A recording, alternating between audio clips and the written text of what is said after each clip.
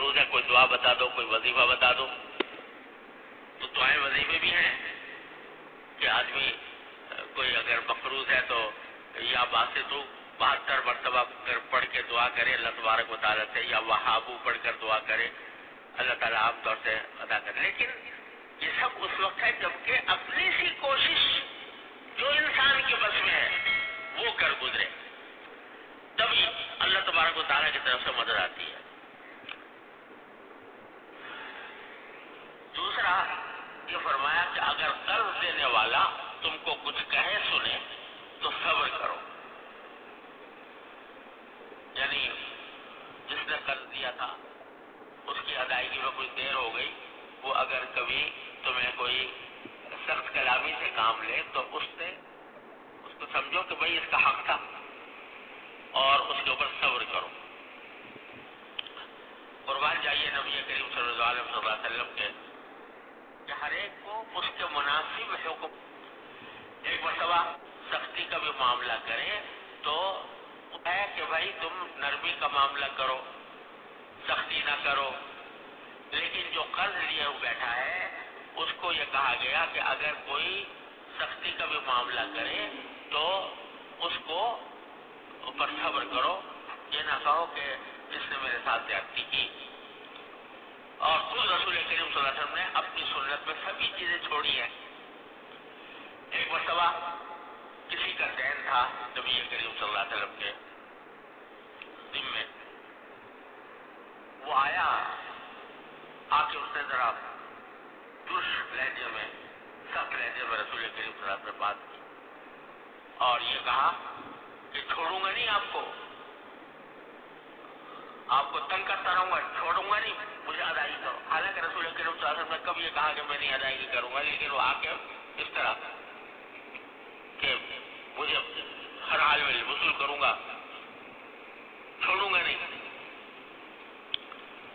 सहाबा किराम के मजमे में एक आदमी आकर, एक अराबी देहाती आकर वो रसूल करीम सल्लल्लाहु अलैहि वसल्लम से इस तरह सख्त कलामी का मुजाहरा कर रहा है।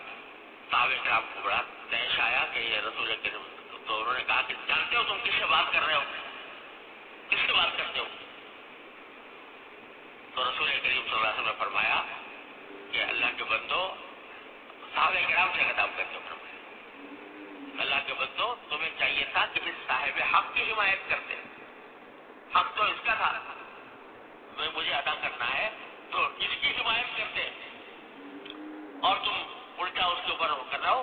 इसको हक हासिल है, साहिब हक के बकाल, जो साहिब हक होता है उसको कुछ कहने का भी हक होता है।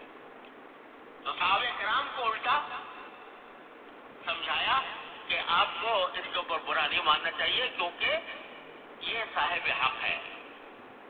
और फिर आपने फरमाया कि भाई तुम सही कहते हो, मैं अभी अदा करता है। इत्तेफाक से उस वक्त रसूल करीम सल्लल्लाहु अलैहि वसल्लम के पास खुद इंतजाम नहीं था उसके दैन को अदा करने का, तो आपने एक और खातून के पास पैगाम भेजा और उनसे कहा कि आपके पास अगर कुछ खजूरें हो तो इतनी खजूरें भेज दो, मैं इसके जरिए इसका दैन चुका दूं, फिर इंशाअल्लाह हर करीब में आपको उसकी अदायगी कर दूंगा।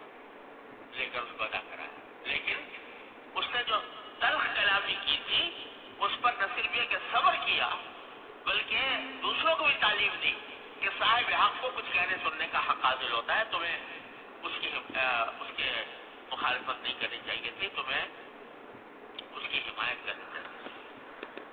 यह है तालीम जो रसूल के लिए। ये जुमला जो हज़रत वाले ने फिर दोबारा पढ़ लेता हूँ, फरमाया कि हत्तल इम्कान किसी के कर्जदार मत बनो, और अगर बजरूरत कर्जदार होना पड़े तो अदा की फिक्र रखो, बेपरवाह मत बन जाओ, और अगर कर्ज देने वाला तुमको कुछ कहे सुने तो सब्र करो क्योंकि उसको कहने का हक हासिल है।